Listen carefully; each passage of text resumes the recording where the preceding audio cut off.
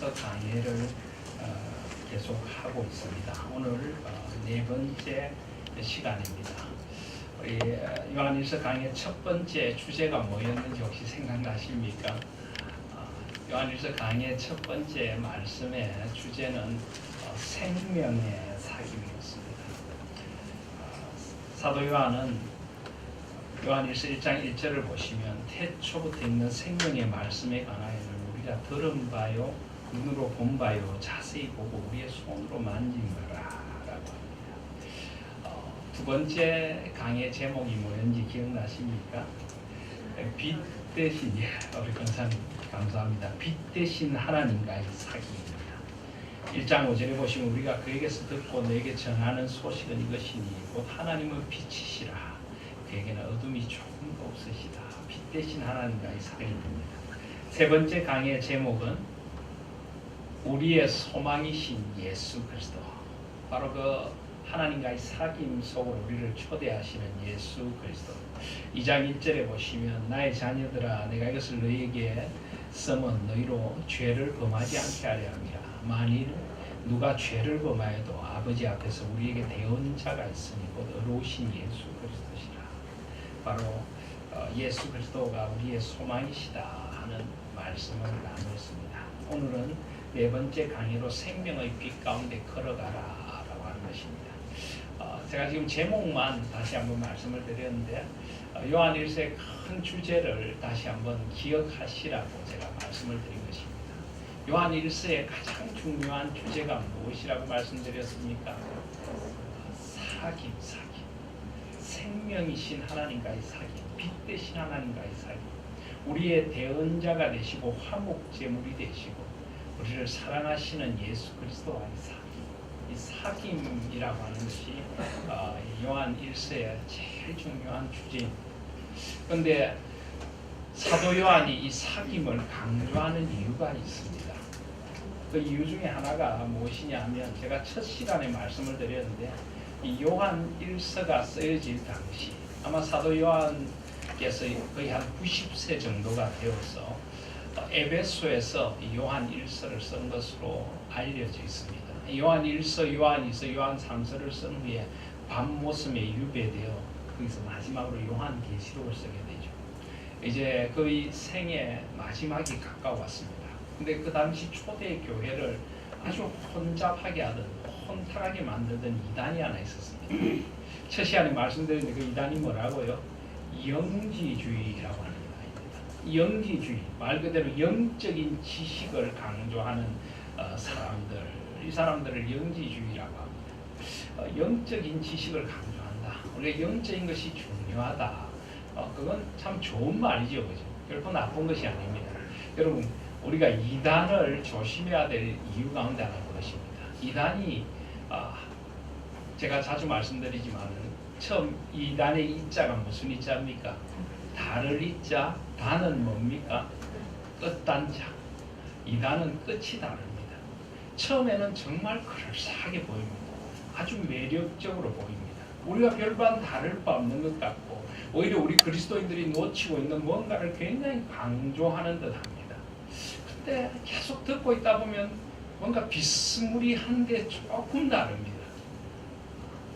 예수 그리스도에게 초점을 맞추는 것이 아니고 주님의 십자가와 부활에 초점을 맞추는 것이 아니고 뭔가 자기들이 알고 있는 어떤 영적인 지식, 어떤 아주 특별한 무슨 비밀을 전수하듯이 지금까지 우리가 가지고 있던 이 교회의 굉장히 중요한 교회의 정통교회의 표지 가운데 하나가 사도성이라고 하는 사도성. 이 사도적인 전통, 예수님의 12사도가 예수님께로부터 직접 보고 듣고 배우고 이 사도들이 성령의 감동하심으로 신약 성경을 썼습니다. 또 직접 예수님의 12제자 가운데 사람들은 아니지만 또 사도라고 불리는 자들이 있죠. 어떤 사람들입니까? 제가 어려운 질문하는 건 아닌 것 같은데 사도 바울, 그죠? 사도 바울은 예수님이 직접 12제자 가운데 한 사람은 아니지만 그는 사도적인 전통을 가지고 또 부활하신 예수님을 다메섹 도상에서 만나 뵀습니다. 그리고 이 사도 초대교회의 그 사도적인 전통 속에서 성령의 영감으로 신약 성경에 중요한 많은 서신들을 썼죠. 또 요즘 우리가 사도행전 강해라고 있는데 바나바도 사도라고 불립니다. 이런 식으로 이 사도적인 전통을 가진 신앙, 그러니까 이 사도적인 전통이라는 것은 어떤 한 인간으로서의 사도가 아니라 예수 그리스도에게 직접 배우고 예수 그리스도에게 직접 들은 게 예수 그리스도의 말씀에 근거한 신앙이라는 것입니다. 이 사도라는 말도 사실 요즘은 쓰기가 좀 두렵습니다. 요즘 이단 가운데 신사도 운동이라 하는 게 있습니다. 미국의 이 교회 성장 학파들을 중심으로 해서 시작됐는데 또 뭐 오순절이라든지 여러 이제 교단들에서 이런 영향을 받아서 신사도 운동이라 해가지고 요즘도 사도가 있다. 이 사도들이 주로 하는 일이 뭐냐면 예언을 하죠. 앞으로 우리에게 되어질 일. 그래서 뭐 우리나라에 전쟁이 난다고 예언했다가 틀린 사람도 있고 이 신사도 운동이란 게 우리나라에는 그렇게 큰 영향을 많이 미치지는 않습니다만 미국에는 상당히 이게 좀 미국 교포교회들도 상당히 이것 때문에 몸살 앓았습니다. 사도라고 하는 사람들이 교회 와서 예배 시간에 기도를 하고 난 뒤에 목사님을 불러 세워놓고 이 목사님에 대해 내가 예언을 해주겠다. 그러니까 이 목사님을 너무나 귀하게 쓴다고 하나님께서 목사님이 그 전에 바로 전주에 신사도 운동하는 사람들이 경영하는 기도원이 있습니다. I Hope이라고 하는 International House of Prayer, 국제 기도의 집 24시간 기도하면서 예언을 한다는 그곳에 다녀왔습니다. 그랬더니 막 이 신사도들이 아주 막 목사님을 축복하면 이 목사님을 너무나 막 귀하게 쓴다고 막 그랬습니다. 근데 그 일 때문에 목사님이 그 교회에서 쫓겨나고 교회가 풍지박산이 났어요. 이런 식으로 이 신사도라고 하는 사람들이 있는데 우리는 그런 것을 믿지 않습니다. 사도는 초대교회에 있었던 특별한 직분이고 이것은 사람으로서의 사도가 아니라 예수 그리스도의 가르침에 근거하고 있다. 이런 의미에서 사도적인 전통이라고 합니다. 그런데 이단들은 그런 사도적인 전통이 아니라 뭔가 새로운 일, 2000년 교회 역사상 우리가 지켜왔던 신앙과 교리가 아닌 뭔가 다른 게 있다. 항상 이렇게 주장을 합니다. 이 영지주의도 마찬가지입니다. 처음에 들으면 굉장히 그럴싸합니다. 영적인 것을 강조하고 이 육신은 악하지 않느냐. 영혼이 중요하다. 우리 영혼이 살아야 된다. 참 좋아 보이는데 가만히 따라가다 보면 이 사람들은 영적인 뭔가 지식이 있어야 된다. 영적인 지식, 하나님을 아는 영적인 지식이 있어야 된다. 그런데 이 영적인 지식이 성경에 근거한 지식이 아니라 아주 체험적이고 신비주의적인 그런 영적인 지식을 강조합니다. 그렇다 보니까 그런 영적인 지식이 없는 사람들은 아주 좀 열등한 신자들이고 하나님을 모른다 그러고 자기들만 이 영지주의의 선생들만 특별한 뭔가를 안다고 이야기합니다. 자기들한테 직접 배워야 된다라고 이야기합니다. 그리고 또 영혼을 강조하다 보니까 육체적인 것을 굉장히 등한시합니다. 그래서 뭐 모든 이 육신의 것들은 다 악하다, 육은 악하다라고 합니다. 그리고 또 심지어는 좀 더 나아가면 육체적인 것이 악하다라고 해놓고는 육은 그러므로 마음대로 써도 된다. 영혼이 중요하니까. 또 극단적인 어떤 그 쾌락주의로도 나아갈 수가 있습니다. 그래서 결국 이들은 굉장히 초대교회를 흔들어 놓았고 아주 사람들을 미혹시켰던 이단입니다. 그래서 사도 요한이 굉장히 중요하게 생각하는 것이 무엇인가 하면 1장 1절에 이 생명의 말씀에 관하여는 우리가 들은 바요 눈으로 본 바요 자세히 보고 우리의 손으로 만진 바라. 왜 이렇게 이야기를 합니까? 영지주의자들은 예수님이 육신으로 왔다는 것을 거부합니다. 왜냐하면 육은 악한 것인데 어떻게 하나님이 육신을 입고 올 수 있느냐. 그래서 예수님이 육신으로 온 것은 그것은 잘못된 것이다. 그래서 예수님이 하나의 그 육신의 껍데기만 환상처럼 입고 왔다. 이런 것을 가현설, 도케티즘이라고 부르는데요. 예수님은 그냥 껍데기만 입고 온 것이 진짜 육신이 되신 것이 아니다. 여러분 이렇게 되면요 굉장히 복잡한 문제가 생깁니다. 예수님이 우리를 위하여 고난을 받으신 것도 가짜고요. 십자가에 죽으신 것도 가짜입니다. 모든 것이 하나의 환상일 뿐입니다. 우리 죄의 대속도 환상일 뿐입니다. 그런데 영지주의자는 그렇게 가르쳤습니다. 그러다 보니까 몸의 부활 같은 것도 믿지 않습니다. 어떻게 이 영적인 존재가 거룩한 영적인 존재가 육적인 몸을 입고 부활을 할 수 있느냐.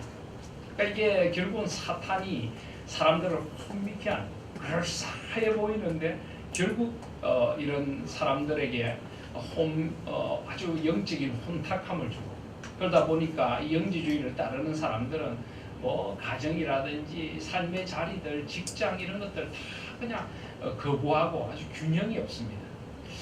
제가 우리 교회 와서 이 어떤 그런 신앙의 균형, 종합적인 이런 그런 신앙을 굉장히 강조를 했는데, 오늘 제가 우리 권사님 기도하신 걸 들으면서 참 이 권사님 기도가 굉장히 체계가 있고 균형이 잡혀 있다는 생각을 했습니다.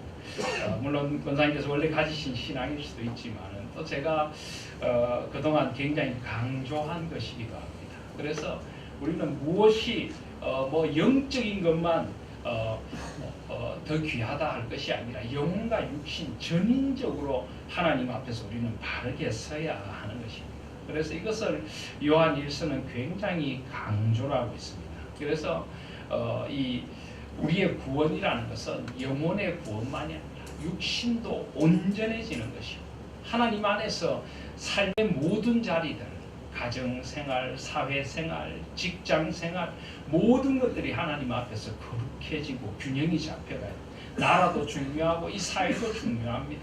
정치도 중요하고 경제도 중요하고 뭐 사업도 중요하고 모든 것이 다 하나님 앞에, 모든 것이 다 신앙의 문제입니다. 전에도 그런 이야기를 했는데 어떤 때는 제가 그런 부분들에 강조를 하면 어떤 분은 그렇게 이야기를 합니다. 목사님은 신앙만 설교하지 왜 이 세상의 어떤 것들에 대해서도 설교 시간에 이야기를 하느냐라고 하는데, 그 모든 것이 사실은 신앙입니다. 신앙. 우리가 바른 신앙을 가지고 균형 잡힌 신앙을 가지고 삶의 모든 국면이 다 신앙적으로 바르게 서야 하는 것입니다.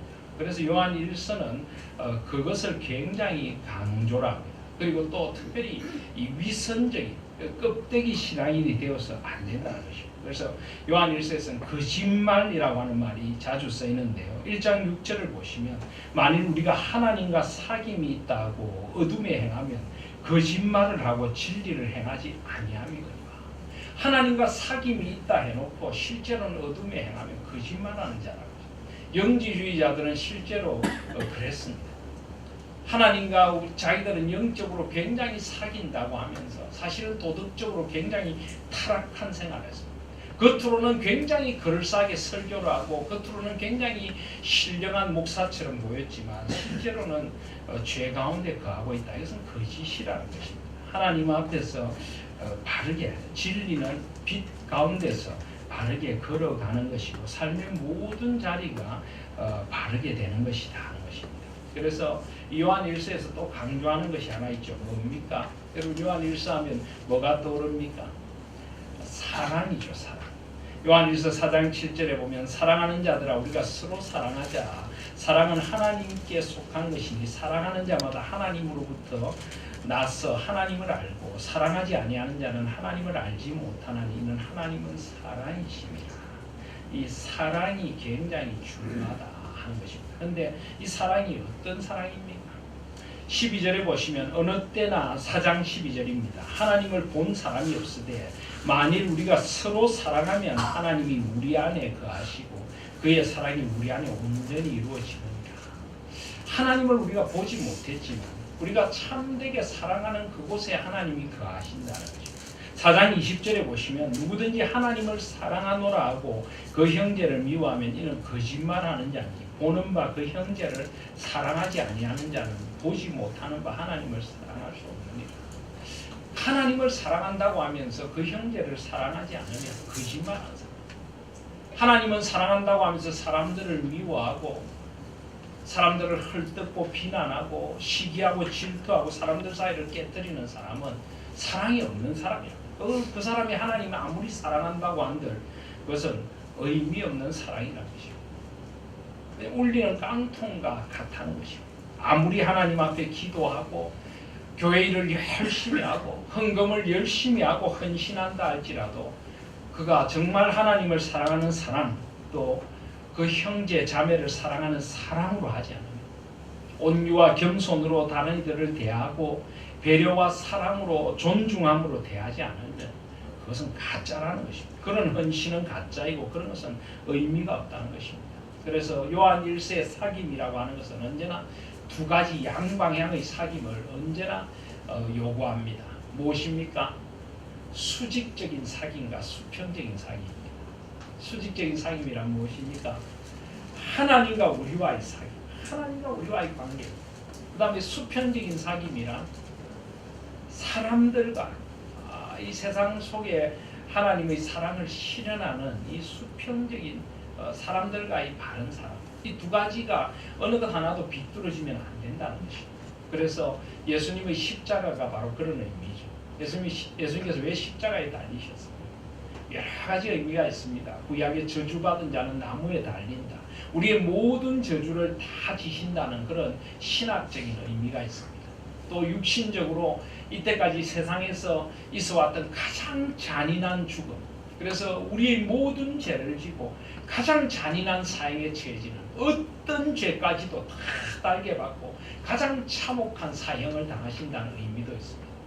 그리고 또 한 가지 의미는 바로 하나님과 우리 사이를 연결하고 사람과 사람 사이를 연결해주는 이 하늘과 땅이 만나고 사람과 사람 사이가 만나는 죽음을 예수께서 죽으신 것이고, 저주의 죽음이고 가장 처참한 죽음이면서 동시에 가장 아름다운 사랑의 죽음, 하늘과 땅을 연결하고 사람과 사람을 연결합니다.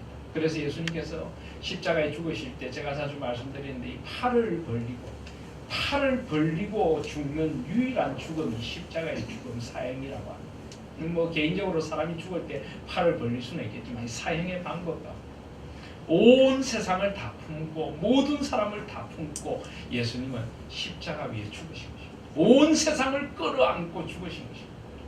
그래서 예수님의 십자가의 은혜를 안다면 우리도 온 세상을 끌어안아야 사랑할 수 없는 사람을 사랑하고 용서할 수 없는 사람을 용서하고 그리스도의 사랑이 내 속에 있기에 우리가 달라져야 하는 것입니다. 하나님과의 사귐, 또 성도들과의 진정한 사귐. 특별히 요한 1서가 쓰여질 당시에는 이 교회가 아주 극렬한 박해에 부딪히고 있었습니다. 오직 하나님을 사랑하는 사람만이 이 어려운 박해의 시대를 지나갈 수 있습니다. 사랑 안에 두려움이 없고 온전한 사랑이 두려움을 내어쫓느니라. 4장 18절에 보시면 사랑 안에 두려움이 없고 온전한 사랑이 두려움을 내쫓느니라. 두려움에는 형벌이 있습니다. 두려워하는 자는 사랑 안에서 온전히 이루지 못하였느니라. 제가 신학교 1학년 신학대학원에 진학을 했는데 전에도 한번 이 말씀 드린 것 같은데 신학대학원에 진학을 하니까 제일 처음 교수님이 들어오셔가지고 우리 목회자가 될 사람은 3가지 준비가 항상 되어 있어야 된다, 그렇게 이야기를 하셨습니다. 3가지 준비가 뭘까요? 첫 번째는 말씀의 준비가 되어 있어야 한다. 늘 말씀을 풍성히 알고 말씀을 연구를 게을리하지 않아서 언제라도 풍성한 말씀을 전할 이 설교 준비가 되어 있어야 한다. 말씀을 잘 전할 준비가 되어 있어야 한다. 두 번째 준비가 뭘까요? 이사할 준비가 되어 있어야 한다. 이사할 준비.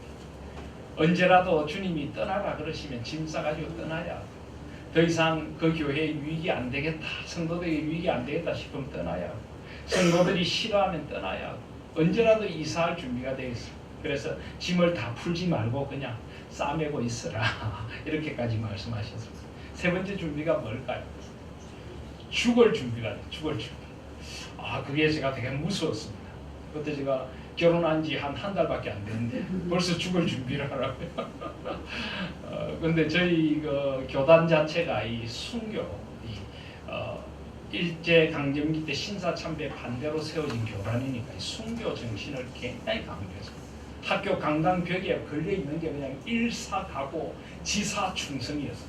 죽도록 충성하고 일사각오로. 그래서 교수님들이 들으시기만 하면 또 선배 목사님들이 이 경건의 예배를 인도하시러만 오시면 우리 보고 죽을 준비가 되냐고 물으시고, 처음에는 그냥 우스갯소리처럼 들었는데 하도 그러시니까 진짜 죽어야 되는구나 이제는 그런 생각이 들었습니다.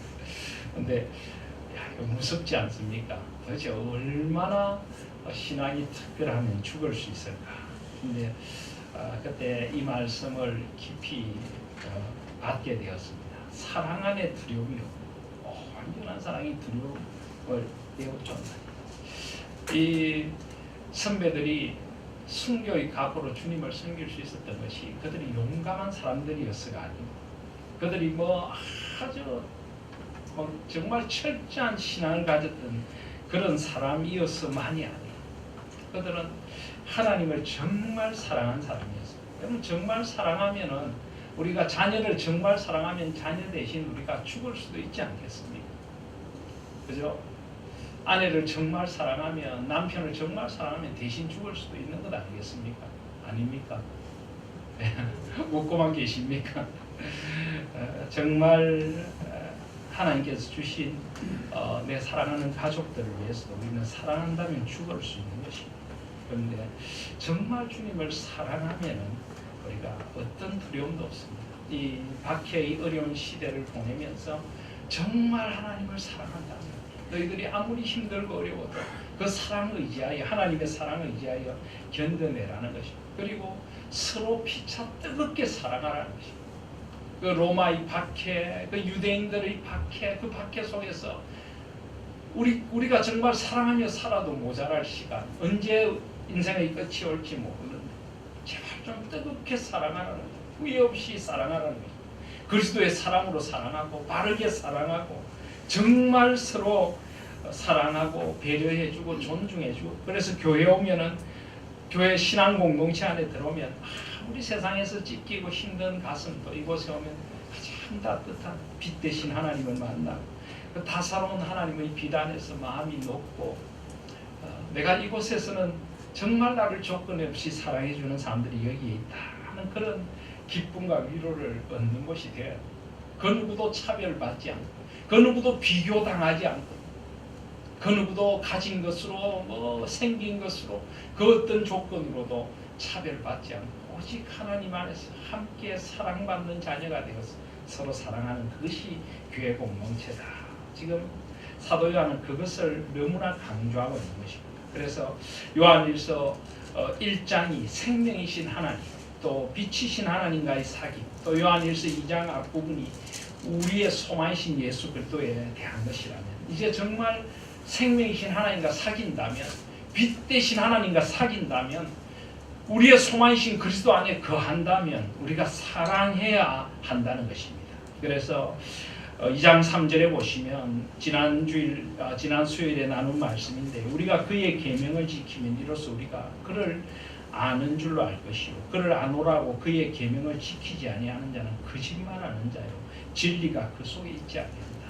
하나님을 안다고 하면서 예수 그리스도를 안다고 하면서 그의 계명을 지키지 아니하면 거짓말하는 자다. 여러분 여기 계명을 너무 딱딱한 법으로 생각하지 마십시오. 제가 자주 드리는 말씀인데요. 계명이라든지 율법이라든지 이것을 딱딱한 법이라고 생각하지 마십시오. 하나님의 사랑의 법입니다. 우리를 향한 하나님의 마음의 소원입니다. 하나님의 자녀들이 이렇게 살아 주었으면 여러분 우리가 우리 자녀들을 키우면서 누구나 그 부모는 자녀들에 대한 마음의 소원이 있습니다. 이렇게 살아 주었으면 이렇게 살아 주었으면 내가 사랑하는 자녀니까 한 번뿐인 인생 이렇게 살아 주었으면 그 하나님의 바람이 바로 계명이고 율법입니다. 그리고 여러분 계명 중에 가장 큰 계명이 무엇입니까? 예, 맞습니다. 마태복음 22장 34절에 보시면 사두개인들과 바리새인들이 모여서 율법사 중에 한 사람이 어느 계명이 크냐고 예수님한테 묻죠. 근데 예수님 뭐라고 하십니까? 내 마음을 다하고 목숨을 다하고 뜻을 다하여 주 너희 하나님을 사랑하라 하셨으니 이것이 크고 첫째 되는 계명이요 둘째도 그와 같으니 내 이웃을 내 자신같이 사랑하라. 이 계명은 결코 딱딱한 것이 아닙니다. 사랑입니다. 사랑. 마음을 다하고 뜻을 다하고 목숨을 다하여 하나님을 사랑하라. 마태복음 22장 37절이 분명히 말씀하고 있지 않습니까? 마태복음 22장 39절도 내 이웃을 내 자신같이 사랑하라. 사랑하라. 그래서 이 사랑의 계명을 지키는 것이 하나님을 아는 자라는 것입니다. 하나님을 안다라고 하는 이것은 아주 체험적으로 아는 것입니다. 어떤 영지주의자들이 뭔가 영적인 특이한 어떤 지식을 가지고 있다는데 그게 아니라 하나님의 자녀는 전부 하나님을 아는 지식을 가지고 있습니다. 다 하나님을 만나고 하나님을 알고 있습니다. 근데 하나님을 안다고 하는 사람들은 마땅히 이 사랑의 계명을 지켜야 한다.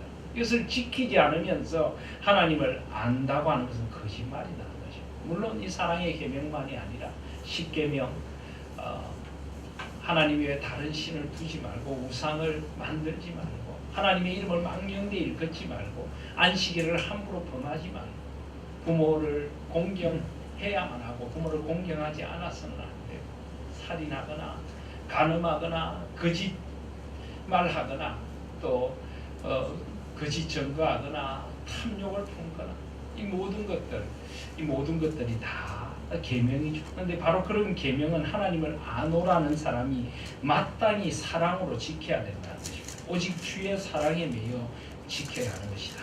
그래서 2장 4절에 보면 그를 아노라고 그의 계명을 지키지 아니하는 자는 거짓말하는 자요 진리가 그 속에 있지 아니하리라.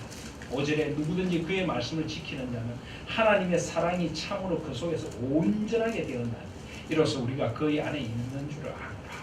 이게 온전함이라고 하는 것도 요한 1서에서 굉장히 중요합니다. 아까도 말씀드렸지만 우리가 하나님을 아는 것은 영적으로 알 뿐만 아니라 우리 전 존재로 아는 것입니다. 온전하게 아는 것입니다. 하나님 안에서 우리는 온전하게 자라가야 됩니다. 그 지혜와 그 키가 자라가며 하나님과 사람 앞에 점점 사랑스러운 사람이 되어져야 합니다. 신앙인은 자라가야 합니다. 평생 자라가야 합니다. 평생. 우리가 되었다고 생각해서는 안 됩니다. 선줄로 생각한 자는 넘어질까 조심하라 하는 것입니다. 제가 지금은 우리 공동체에 계시지 않지만 제가 우리 교회 처음 왔을 때 그런 이야기를 많이 들었습니다. 특별히 교회 어떤 지도자들 리더들이 그런 이야기를 많이 하더라고요. 목사님 우리는 평생 신앙생활하고 평생 얼마나 우리가 좋은 설교 듣고 좋은 교회에서 신앙생활했는지 모릅니다. 우리는 신앙에 대해서는 우리는 전문가들이고 우리는 다 압니다. 제가 참 마음이 무거웠습니다. 저는 잘 모르는데 다 아신다고 그러시니까 그래도 더 알아야죠. 평생 알아야죠. 신앙에는 절대 전문가도 없고요. 섰다고 생각해서도 안 됩니다.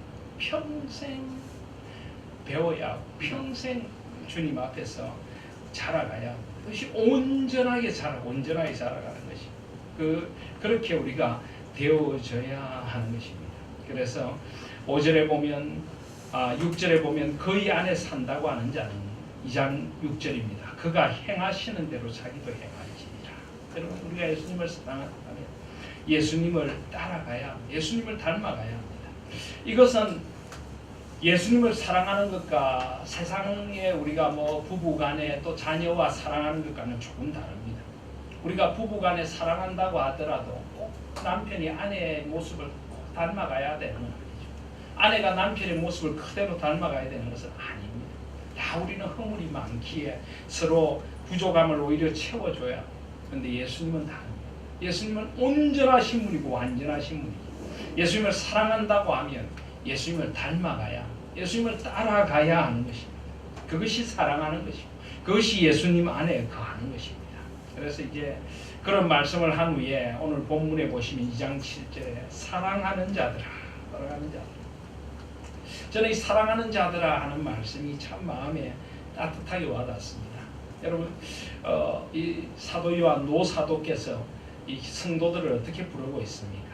2장 1절에 보시면 나의 자녀들아 오늘 2장 7절에 사랑하는 자들아 또 2장 12절에도 자녀들아 2장 13절에 아비들아 또 2장 13절에 청년들아 2장 14절에 보시면 아이들아 아비들아 청년들아 라고 부릅니다.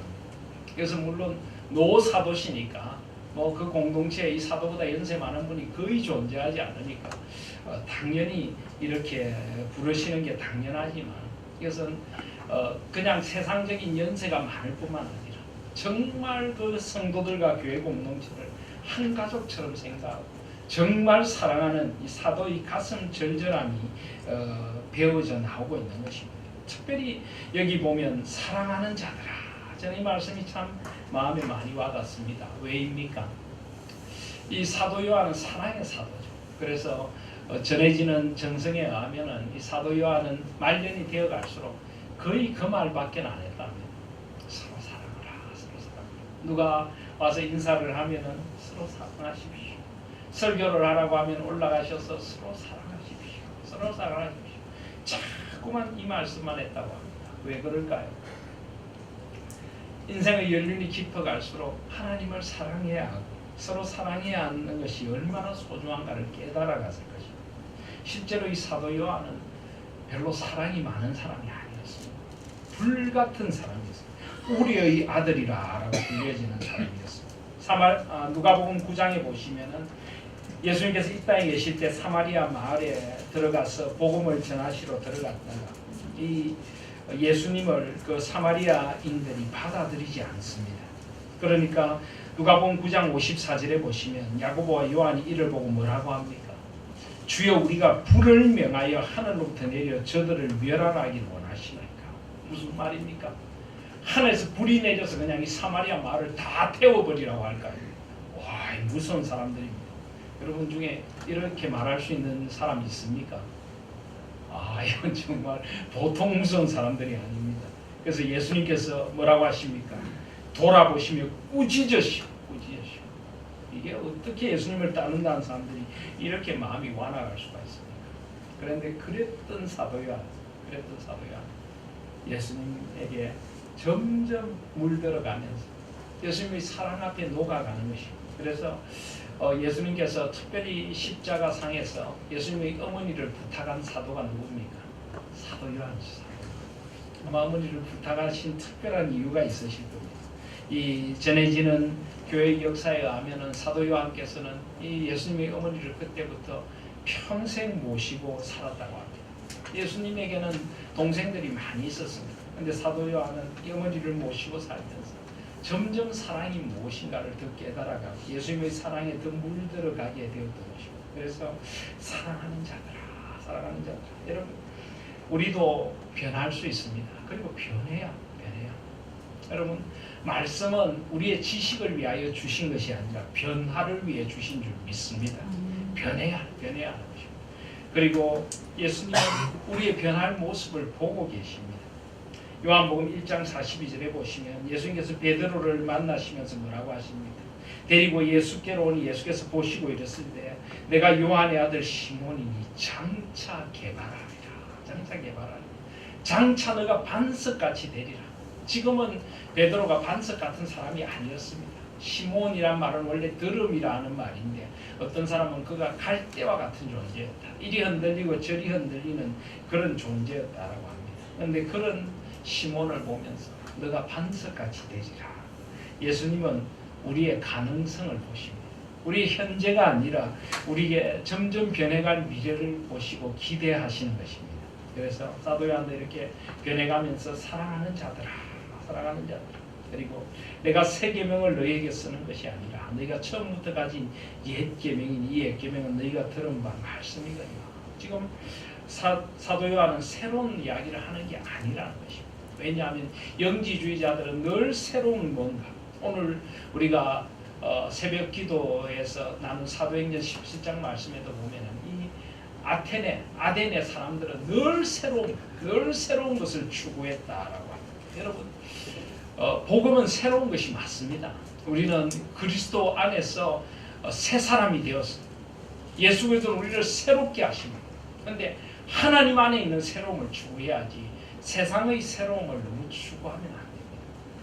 우리는 반대로 세상의 새로움을 추구합니다. 세상의 유행, 패션, 좋은 게 나왔다, 새로운 게 나왔다면 우리는 그냥 가지지 못해 안다라고 그것 못 따라가서 우리의 마음이 늘 그곳에 머물러 있습니다. 그런데 예수님이 원하시는 새로움은 그게 아니라 하나님의 말씀 안에 우리가 본질이 우리의 정말 속 사람이 새롭게 되는 것이지, 우리 껍데기가 새로운 것을 추구하는 세상을 따라가는 것이 아니라는 것입니다. 그래서 오늘 사도 요한은 뭐라고 합니까? 그런 영지주의자들처럼 무조건 새 것을 추구하는 것이 아니라 옛 계명, 너희가 들은 바 말씀, 바로 구약의 말씀에서부터 예수님의 계명이 나왔고 이 계명을 따라서 우리가 살아가는 것이라는 것입니다. 아까 제가 말씀드린 예수님께서 마음을 다하고 목숨을 다하고 뜻을 다해 하나님을 사랑하고 내 이웃을 내 몸같이 사랑하라는 것도 사실은 구약의 말씀입니다. 구약 어디에 있습니까? 구약 예를 들어 레위기 19장 18절에 보시면 원수를 갚지 말며 동포를 원하지 말며 내 이웃 사랑하기를 내 자신과 같이 사랑하라. 레위기 19장 18절에 말씀하셨습니다. 하나님을 사랑하라는 것은 어디에 나옵니까?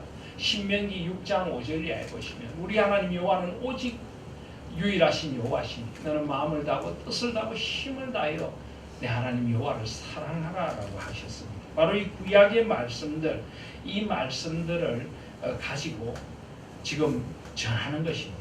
그래서 8절에 보면 다시 내가 너에게 새 계명을 쓰노니 그에게와 너에게도 참된 것이라. 이는 어둠이 지나가고 참빛이 벌써 비쳤다. 여기서는 또 새 계명이라고 합니다. 이 새 계명과 옛 계명이 다르지 않다는 것이죠. 요한복음 13장 34절에 보시면 새 계명을 너희에게 주노니 서로 사랑하라. 내가 너희를 사랑한 것 같이 너희도 서로 사랑하라. 예수님이 분명히 요한복음 13장 34절에 말씀하셨습니다. 그래서 이 구약과 신약의 모든 이 중심은 하나님 사랑, 이웃 사랑에 모아져 있다는 것입니다. 그래서 이제 그 말씀을 한 후에 9절에 보면 빛 가운데 있다 하면서 그 형제를 미워하는 자는 지금까지 어둠에 있는 자, 10절에 그의 형제를 사랑하는 자는 빛 가운데 거하여 자기 속에 그리낌이 없으나 11절에 그의 형제를 미워하는 자는 어둠에 있고 또 어둠에 행하며 갈 곳을 알지 못하니 이는 그 어둠이 그의 눈을 멀게 하였습니다. 이것이 바로 요한일서의 굉장히 중요한 주제입니다. 우리가 빛 가운데 있다고 하면서 형제를 미워하면 사실은 어둠에 있는 자라는 것입니다. 빛 대신 하나님과 사귄다고 하면서 그 마음에 형제를 미워하고 다른 사람을 향해 마음의 문을 열지 못하고 사람들을 차별하고 사람들을 헐뜯고 그것은 빛 가운데 있는 것이 아니라 그것은 거짓이라는 것입니다. 거짓말하는 자라는 것입니다. 그의 형제를 사랑하는 자는 빛 가운데 거하여 자기 속에 거리낌이 없다. 이 거리낌이 없다는 말이 스칸달론이라고 하는 말인데요. 우리 스캔들이라고 넘어지게 하는 것, 거칠게 하는 것.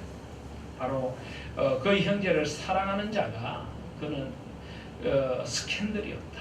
진짜 겉과 속이 거짓됨이 없다는 것입니다. 그런데 11절에 보시면 그의 형제를 미워하는 자는 어둠에 있고 어둠에 행하며 갈 곳을 알지 못한다. 결국 그의 형제를 미워하는 그 마음에 하나님의 사랑도 깃들지 않고 결국은 그는 갈 곳을 알지 못하는 방황하는 존재가 된다는 것입니다. 이는 그 어둠이 그의 눈을 멀게 하였습니다. 그래서 우리가 눈이 중요합니다. 사람들을 어떤 눈으로 보느냐가 중요한 것입니다. 여러분 그리스도의 눈으로 사람들을 봐야 합니다. 나의 눈으로 보면요 솔직히 마음에 드는 사람 별로 없습니다. 우리가 인간적인 눈으로 보면 사람마다 다 허물이 있고 약점이 있죠. 완벽한 사람이 어디 있습니까? 다 우리가 부족하고 연약한 존재. 근데 그리스도의 눈으로 보면은 소중함이 보이기 시작합니다. 하나님께서 그 사람 안에 둔 소중함, 그 사람의 장점, 또 연약함도 부둥켜 안게 되고 그것을 내가 도와주어야지. 우리는 그리스도의 눈으로 사람을 볼 때 새롭게 되는 것입니다. 그래서 교회는 그리스도의 눈으로 서로를 바라보는 공동체이다. 부부도 마찬가지. 그리스도의 눈으로 서로를 바라봐야 합니다. 나에게 주신 내 아내, 내 남편을 어떻게 그리스도의 사랑으로 사랑할까? 어떻게 도와줄까? 어떻게 내가 돕는 배필이 되어줄까? 이 사람의 연약함을 내가 어떻게 안아줄까? 이 사람의 장점을 어떻게 살려줄까? 우리는 그리스도의 눈으로 봐야 합니다. 우리 자녀들도 마찬가지죠. 그래서 그것이 바로 영혼의 눈 뜬 사람인 것입니다. 자, 그런 후에 이제 12절부터 보시면 자녀들아 내가 너희에게 쓰는 것은 너희 죄가 그의 이름으로 말미암아 사함을 받았습니다. 13절에 아비들아 내가 너희에게 쓰는 것은 너희가 태초부터 계신 줄 알았습니다. 청년들아 내가 너희에게 쓰는 것은 너희가 악한 자를 이겼습니다. 여러분 여기 자녀들, 아비들, 청년들 하는 게 무슨 말일까요? 많은 성경학자들은 이것을 우리의 신앙의 영적인 상태라고 합니다. 신앙이 초보적인 자녀들, 어린아이에 머물러 있는 사람도 있고요. 또 청년들의 수준에 자라 있는 사람도 있고 아비들처럼 성숙한 사람도 있다라고 합니다. 14절에도 보면 아이들아 내가 너희에게 쓴 것은 너희가 아버지를 알았으며 아비들아 내가 너희에게 쓴 것은 너희가 태초부터 계신 이를 알았으며 청년들아 내가 너희에게 쓴 것은 너희가 강하고 하나님의 말씀이 너희 안에 거하시며 너희가 흉악한 자를 이겼습니다. 그래서 이것을 신앙의 발달 단계로 보면요, 자녀들, 신앙이 어린 사람들은 죄 용서받은 것, 죄 사함 받은 그 정도 이거 내가 예수님께서 나의 죄를 사하셨다, 뭐 그것을 알고 천국 간다, 이런 수준에 머문다는 것입니다. 그런데 13절에 보시면 청년들아, 내가 너에게 쓰는 것은 너희가 악한 자를 이기었습니다. 어린 단계에서는 죄 사함 받은 걸 기뻐하지만 이제 신앙이 자라가면 이제는 죄를 이기고 악을 이기는 그런 강한 청년으로 자라가야 된다는 것입니다. 그리고 아비들, 연세가 들어갈수록 그 하나님을 더 깊이 알아가고 태초부터 계시니 창조부터 하나님의 그 큰 섭리를 알아가는 그런 자가 되어줘야 한다. 그래서 14절에 보면은 아이들아 내가 너에게 쓴 것은 너희가 아버지를 알았어. 아비들아 내가 너에게 쓴 것은 너희가 태초부터 계시니 알았으며 청년들아 내가 너에게 쓴 것은 너희가 강하고 하나님의 말씀이 너희 안에 거하시면 너희가 흉악한 자를 이기었다. 그래서 이런 신앙의 발달 단계로 보아도 틀린 건 아니라고 생각합니다. 그런데 저는 이것을 별로 신앙의 발달 단계로 보고 싶지 않습니다. 그렇게 봐도 되지만은 저는 이것은 신앙의 발달 단계라기보다는 우리 신앙의 다양한 측면이라고 저는 보고 싶습니다. 무엇보다 자녀들아, 아이들아 라고 하는데 우리 신앙은 하나님 앞에서 정말 순수한 어린아이 같은 그런 순수한 모습이 필요합니다. 어린아이의 순수함은 어떤 때 필요합니까? 우리 죄를 용서해 주신 하나님의 은혜, 그것을 그대로 받아들이고 그 죄를 용서해 주신 하나님의 은혜에 감사합니다. 어린아이 같이 순수한 모습으로 돌아가야 된다. 하나님께서 우리 죄를 용서하셨기에 이제는 그 하나님을 이제는 용서해 주신 하나님 앞에서 어린아이 같은 모습으로 돌아가 순수한 마음으로 하나님을 사랑해야 한다는 것입니다. 또 특별히 14절에 보시면 아이들아 내가 너에게 쓴 것은 너희가 아버지를 알았으며 하나님과 우리와의 관계 속에서 어린아이 같은 순전함으로 아버지를 부르는 그런 순수한 신앙의 순수함이 필요하다는 것입니다. 얼마나 우리는 이 세상에 살다 보니까 이런 신앙의 순수함이 무뎌져 있습니다. 또 우리 이 정통 신앙을 가진 교회일수록 뭔가 신앙이 너무 엄격하고 율법주의적이 될 수도 있습니다. 신앙이란 하나님과의 깊은 사귐과 관계라고 제가 요한일서 처음 강의를 할 때 이야기를 했는데요. 이 하나님을 아버지로 모시고 정말 그 자녀, 아버지와 자녀 같은 그런 순수한 관계가 우리에게 필요한 것입니다. 죄를 지었으면 하나님 품에 안겨서 순수하게 고백하고 용서를 구하고 또 하나님의 용서를 그대로 받아들이고 하나님 안에서 기쁨을 회복하고 정말 그 자녀가 부모로 인하여서 기뻐하는 것처럼 이 세상 아무것도 없어도 그 부모님의 품이 최고인 줄 알고 하나님을 최고로 알고 예수님께서 말씀하신 것처럼 하나님 나라를 어린아이와 같이 받드는 그런 순수, 또 전적으로 하나님을 신뢰하는 그런 순수. 우리의 신앙은 얼마나 계산적이고 타산적일 때가 많습니까? 하나님을 사랑한다고 하면서도 우리는 언제나 주판화를 지키고 또 다른 어떤 방법을 생각하고 하나님을 마치 거래하는 하듯이 하나님을 통하여 무엇을 얻으려고 하고 그게 아니라 하나님 자신이, 하나님 당신이 너무 좋은 겁니다. 하나님 한 분으로 그냥 좋은 겁니다. 하나님 어린아이처럼 안길 수 있는 그런 신앙의 시간들, 신앙의 모습도 필요한 것입니다. 그러면서 아비들아, 아비들아 라고 하는데 신앙의 어떤 영적인 깊이도 우리에게 필요한 것입니다. 태초부터 하나님께서 태초부터 세상을 지으신 그 하나님의 세상의 원대한 비전을 마음에 품고 그 하나님의 지혜를 가지고 깊은 성숙한 신앙인이 되는 아비들처럼 그런 신앙의 모습도 우리에게는 필요한 것입니다. 어린아이들은 순수하긴 한데 잘못하면 어린아이들은 철이 없고 무지할 수가 있죠. 세상의 이치를 잘 모를 수 있습니다. 또 어린아이들도 잘못하면 굉장히 자기중심적이고 영악할 수가 있습니다. 그런데 우리는 어린아이의 순수함을 배워야 하고 부모님을 전적으로 신뢰하는 것은 배워야 하지만 또 아비들처럼 영적으로 깊은 신앙인이 되고 영적으로 성숙한 신앙이 되어서 다른 이들을 이끌 수 있는 그런 신앙인도 되어져야 하는 것입니다. 하나님의 그 창조의 세계부터 그 모든 하나님의 역사를 아는 그런 우리에게는 깊이도 필요한 것입니다. 그러면서 또 우리에게는 청년들 같은 그런 담대함과 강인함도 필요합니다. 청년들아, 내가 너에게 쓰는 것은 너희가 악한 자를 이겼으니, 악 앞에서는 우리가 강한 자가 되어야 돼. 어린아이 같은 순수함도 있어요. 아비의 너그러움과 깊이도 있어야 되지만 악한 자들 앞에서는 우리는 담대하게 서서 비질리에 대해서는 아니라고 하고 불의에 대해서는 아니라고 해야 돼. 오늘 새벽에도 제가 그런 말씀을 전했는데요. 사도 바울은 아덴에서 우상을 섬기는 사람들을 보면서 마음에 격분이 일어났어요. 저는 그 말씀에 굉장히 도전을 많이 받았어요. 우리는 언제 분노합니까? 우리는 언제 분노합니까? 우리는 내가 무시당할 때 분노하지. 내가 좀 손해보고 나를 무시하고 내 것을 빼앗기면 우리는 분노를 합니다. 근데 사도 바울은 그렇게 안 했습니다. 아무리 무시를 당해도 그냥 그를 잡아서 매질을 하고 감옥에 가두어도 돌로 쳐서 죽은 줄 알고 버리고 가도 사도 바울은 그런 것 때문에 분노하지 않았습니다. 그냥 내가 그리스도를 위하여 박해받는 것 좋아 기쁘게 생각해. 그 가운데도 하나님을 찬미해. 나 같은 죄인의 개수가 이런 부당한 것 당하는 것 당연하다고 생각했습니다. 근데 사도 바울은 어떨 때 분노했습니까? 하나님의 이름이 땅에 떨어지니, 하나님의 공의가 무너지는 곳, 불의 앞에서 하나님의 정의가 무너지는 곳에서 그 우상을 섬기는 잘못된 사람들 앞에서 그는 격분했던 것입니다. 이런 것이 필요합니다. 우리에게도 그런 청년 정신이 필요합니다. 악한 자 앞에서, 악한 자 앞에서. 그리고 14절에 보면 청년들아, 내가 너에게 쓴 것은 너희가 강하고 하나님의 말씀이 내 안에 거하시며 너희가 흉악한 자를 이겼습니다.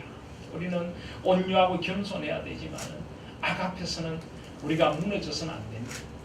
약한 자 앞에서는 우리는 한없이 온유하고 겸손해야 되지만 악하고 강한 자들 앞에서는 우리는 담대하게 악을 대적하여 설 필요가 있는 것입니다. 그래서 우리 신앙에는 어린아이 같은 순수함도 있고 아버지 같은 깊은 또 자애로움도 있어야 하고 깊이도 있어야 하고 청년 같은 강함도 함께 있어야 될 줄 믿습니다. 그래서 15절에 보면 이 세상이나 세상에 있는 것들을 사랑하지 말라. 누구든지 세상을 사랑하면 아버지의 사랑이 그 안에 있지 아니한다. 사도 요한은 노사도로서 그의 인생의 경험을 통해서 지금 귀한 말을 하고 있습니다. 세상이나 세상에 있는 것들을 사랑하지 말라는 것입니다. 그것들은 다 지나갈 것이라는 것입니다. 16절에 보시면 이는 세상에 있는 모든 것이 육신의 정욕과 안목의 정욕과 이생의 자랑입니다. 아버지께로부터 온 것이 아니라 세상으로부터 온 것이, 이 세상도 그 정욕도 지나가되 오직 하나님의 뜻을 행하는 자는 영원히 거하느니라. 그렇습니다. 이 세상과 정욕은 다 지나갈 것이고 영원한 것을 붙들라는 것입니다. 하나님과 하나님의 말씀, 그리고 영원히 하나님 안에 거하게 될 우리의 이 소중한 우리 안에 있는 진정한 생명, 이것들을 붙들고 이것들을 위하여 우리가 아름다운 인생을 살아가는 것입니다. 특별히 세상에 있는 모든 것이 육신의 정욕, 안목의 정욕, 이생의 자랑에 속해 있다라고 합니다. 이 뱀이 하와를 유혹할 때 어떻게 했습니까? 너희가 그것을 먹는 날에는 너희 눈이 밝아져 하나님과 같이 되어 선악을 알 줄 하나님이 아심이니라. 창세기 3장 5절에 그렇게 이야기했죠. 그런데 창세기 3장 6절에 보면 여자가 그 나무를 본즉 먹음직도 하고 보암직도 하고 지혜롭게 할 만큼 탐스럽기도 하다. 먹음직도 하고 육신의 정욕이고, 육신의 정욕. 하나로도 더 가지고 싶고 더 누리고 싶고 더 편하고 싶고 육신의 정욕인 것입니다. 세상의 것들 끊임없이 가져도 더 가지고 싶은 것입니다. 옛날에 한때 세계 최고의 부호한테 어느 기자가 물었다죠. 당신은 그만큼 가지고 있는데 이제 만족하십니까? 아닙니다. 얼만큼 더 가지고 싶습니까? 조금만 더 가지고 싶습니다. 사람은 그런 것입니다. 조금만 더 가지고 싶습니다. 세상을 만족으로 삼을 수 없는 것입니다. 안목의 정의, 눈에 보이는 것을 따라서 행하고 보암직도 하고 눈의 쾌락을 따라 행하고 눈에 보기 좋은 것을 따라 행하고 그리고 이생의 자랑, 온갖 자랑을 하고 싶고 다른 사람보다 뽐내고 싶고 높아지고 싶고 사람들을 지배하고 싶고 다 이것이 다 세상으로부터 온 것입니다. 하나님 아버지께로부터 온 것이 아니라는 것입니다. 하나님 앞에서 영원한 것을 추구하라는 것입니다. 그래서 이 세상을 사랑하면 아버지의 사랑이 그 안에 있지 않아요. 세상의 것들을 따라가고 세상의 것들을 사랑하다 보면 우리 속에는 아버지의 사랑이 텅텅 비어가고 진정한 사랑이 사라져가는 것입니다. 그래서 세상을 사랑하는 사람은 하나님을 사랑하지도 못하고 사람을 진정으로 사랑하지도 못한다는 말입니다. 세상과 하나님을 같이 섬길 수가 없습니다. 그래서 우리는 하나님 안에서 세상을 바르게 만드는 사람들이 되어줘야 한다. 바로 이것이 요한 1서가 말하는 진정한 하나님과의 사귐이고 하나님 안에 거하는 아름다운 삶인 것입니다. 오늘 말씀 속에서 우리가 하나님의 마음을 다시 한번 생각하시고 이 아버지의 말씀을 다시 한번 들으시길 바랍니다. 특별히 오늘 이 2월 14일은 2018년 사순절이 시작하는 날입니다. 제가 우리 교회 와서 사순절에 대한 말씀을 몇 번 드렸는데요. 물론 이 사순절은 개신교회, 개혁교회에서는 지키지 않는 교회도 많이 있습니다. 또 지금은 천주교, 로마 카톨릭 같은 곳에서 많이 지키다 보니까 우리가 조금 우리도 지켜야 하는가 이런 생각을 하는 것도 사실입니다. 그래서 저도 너무 강조는 하지 않습니다. 그런데 분명한 것은 이 사순절은 로마 카톨릭의 전통을 우리가 배워온 것이 아닙니다. 그래서 사실은 초대 교회 때부터 있어왔던 좋은 전통이었습니다. 제가 자주 말씀드리지만 로마 카톨릭과 개신교가 분리된 것은 1517년 종교개혁 이후입니다. 그전에는 이 초대교회의 전통이 중세교회를 그대로 이어져 왔습니다. 그런데 이 초대교회의 좋은 전통들이 중세교회에 와서 이 로마 카톨릭 교황청이나 잘못된 사제들에 의해서 많이 오염되고 비뚤어졌습니다. 그런데 이 오염되고 비뚤어진 것들을 종교개혁을 하면서 종교개혁자들이 사실은 이 비뚤어진 것들을 바르게 해서 초대교회의 좋은 전통으로 돌아가야 하는데 그 당시 시대적인 상황은 로마 카톨릭과 완전히 싸우는 상황이었기 때문에 로마 카톨릭이 하는 것들을 다 버려버렸습니다. 물론 그 중에는 버려야 될 것도 많았습니다. 무슨 사람들을 성인을 정해놓고 무슨 성인 축이다 뭐다 해가지고 성인을 숭배하는 것이 뭐 면죄부 판매, 인간의 공로를 강조하는 이런 것들은 다 버려야 될 겁니다.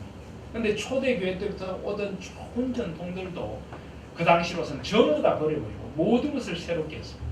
그런데 이제 종교개혁의 후세대인 저희들이 볼 때는 이 초대교회 정말 좋은 전통들, 이 초대교회에서 세우는 아름다운 전통들은 우리가 다시 회복해야 되겠다는 것입니다. 그런 것 가운데 하나가 바로 이 사순절이라고 하는 전통입니다. 이 사순절은 초대교회 때 성도들이 예수 그리스도의 십자가의 고난을 그냥 맞을 수가 없다.